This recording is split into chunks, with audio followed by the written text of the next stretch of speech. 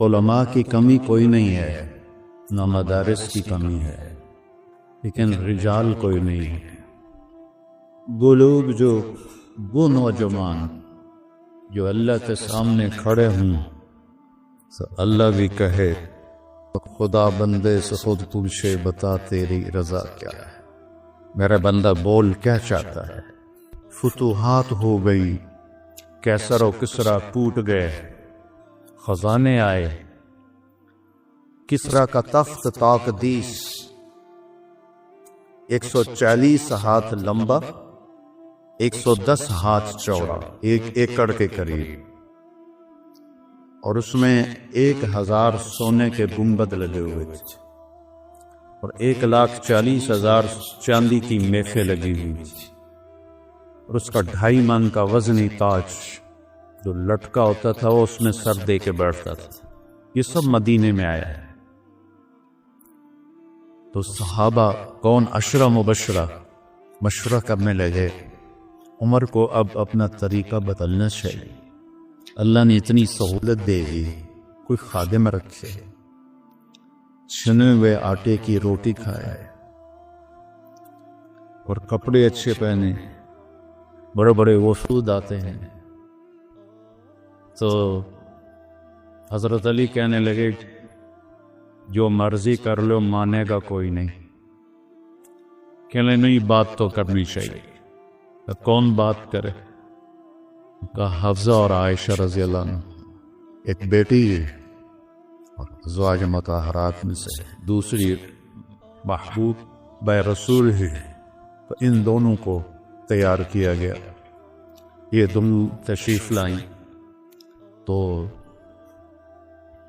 حضرت عمر گنجے ہو گئے تھے، آخر لیٹے ہوئے تھے، اٹھ کے بیٹھ گئے۔ تو حضرت عائشہ متکلم بنی، امیر المومنین آپ سے ایک بات کرنی ہے، کہو۔ اللہ تعالیٰ نے ہمارے نبی کے دور میں دنیا نہ بھیجی، نہ انہوں نے دنیا کا ارادہ کیا، وہ ایسی چلے گی۔ میرے باپ کا زمانہ آیا، اللہ نے دنیا نہ بھیجی، نہ انہیں ارادہ کیا، تو وہ بھی ویسی چلے گی۔ اب اللہ تعالیٰ نے آپ پر دنیا کے دروازے کھول دیے، فتوحات کے دروازے کھول دیے، اب آپ اپنے اوپر رحم کریں، ارفق بنفسک، اچھا کھانا کھائیں، چھنے ہوئے آٹے کی روٹی کھائیں، اچھا کپڑا پہنیں، بڑے بڑے وفود آتے ہیں آپ سے ملنے کے لیے، اور اپنے لیے کوئی خادم رکھیں جو آپ کی خدمت کرے۔ آپ کی عمر کا بھی تقاضا ہے۔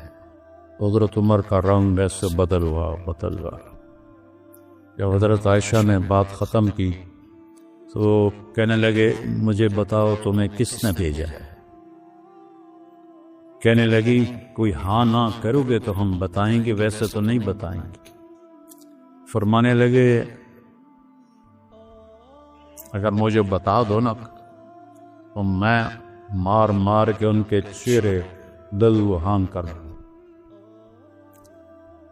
تو پھر وہ رو پڑے، پھر کہنے لگے حفصہ تو گھر والی ہے نا؟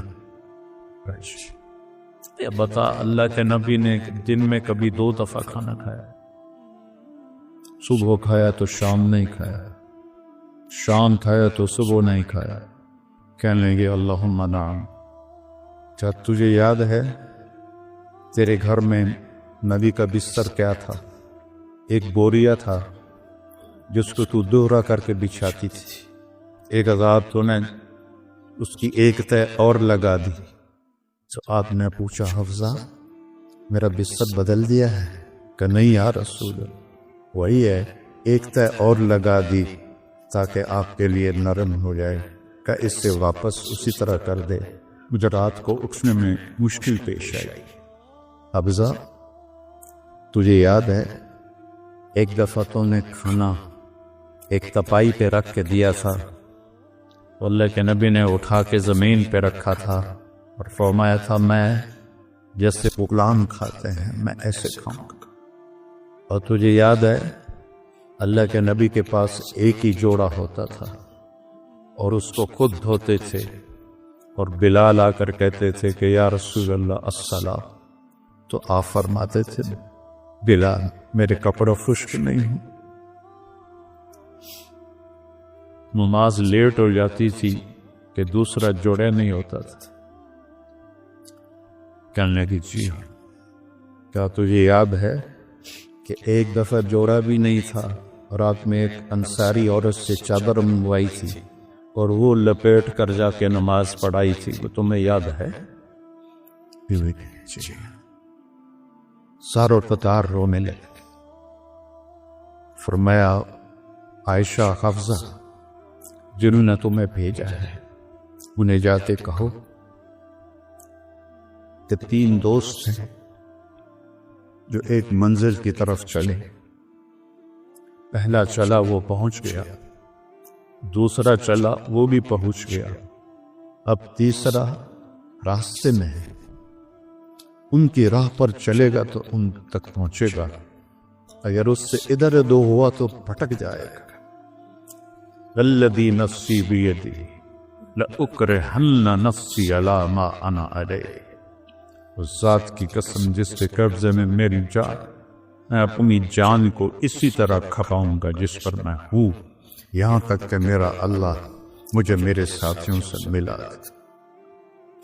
جب خنجر لگا اور امید کوئی نہ رہی بچنے کی تو آپ نے عبداللہ بن عمر کو بلایا اور فرمایا کہ جاؤ اما عائشہ سے کہو کہ عمر امیر المومنین نہ کہنا، میں امیر المومنین نہیں ہوں۔ عمر اپنے ساتھیوں کے پڑوس میں عمر کی جگہ چاہتا ہے۔ جب وہ تشریف لے گئے تو حضرت عائشہ بھی رو رہی تھی، انہوں نے روتے ہوئے عرض کیا اما جان میرا باپ عمر بن خطاب اپنے ساتھیوں کا پڑوس چاہتا ہے۔ تو حضرت عائشہ پھر رونے لگی کہ یہ جگہ تو میں نے اپنے لیے رکھی ہوئی تھی کہ میں اپنے باپ اور خامند کے ساتھ میری قبر بن جائے، لیکن عمر مجھ سے زیادہ حقدار ہے، مرحبا بہ۔ جب وہ آئے تو ان کو حضرت عمر کو بتایا کہ اجازت ہو گئی، کہا نہیں بیٹا، ہو سکتا ہے میرے شرم میں اجازت دی ہو، جب میں مر جاؤں اور میرا جنازہ لے کے دروازے پر پہنچو تو دروازہ پر جنازہ رکھ دینا اور پھر اندر جا کے دوبارہ اجازت لینا، اس وقت اجازت ملے تو اندر لے جانا ورنہ مجھے بقی میں دفن کر دے۔ حضرت علی اور حضرت حسن آئے تو گھبراہٹ دیکھی، حضرت علی نے فرمایا موت سے ڈر گئے؟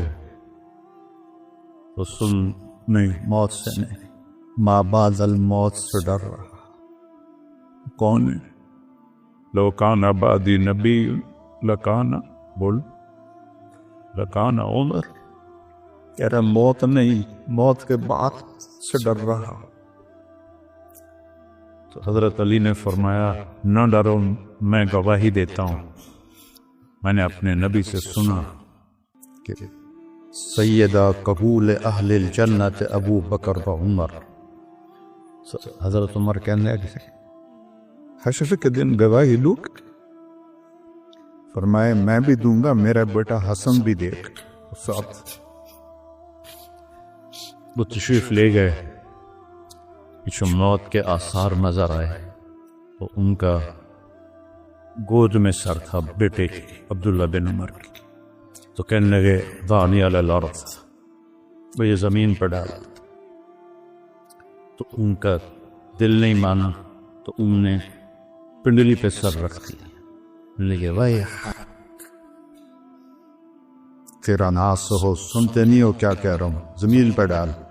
آپ مسجد میں داخل ہوئے، آپ کے دائیں طرف ابو بکر تھے، بائیں طرف عمر، آپ نے فرمایا ہمیں دیکھ رہے ہو؟ صحابہ سے کہا جی، کہا کذا نحشر یوم القیامہ، اس طرح ہم معاشر میں اٹھیں گے کہ میرے دائیں ابو بکر ہوگا اور بائیں میرے عمر ہوگا۔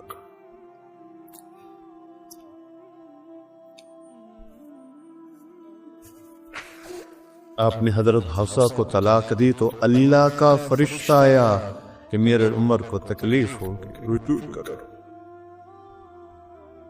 رجوع کرو۔ اپنے نبی کی منشا کے خلاف اللہ نے فیصلہ لیا کہ میرے عمر کو تکلیف ہو رجوع تو اپنے رجوع فرمائے.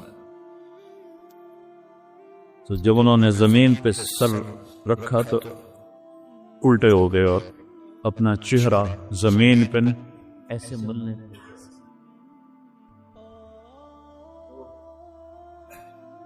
ویل لک ولأمک یا عمر ان لم یغفر لک رب ویل لک ولأمک یا عمر ان لم یغفر لک رب ویل لک ولأمک یا عمر ان لم یغفر لک ربک. یہی کہتے کہتے جان نکل گئی.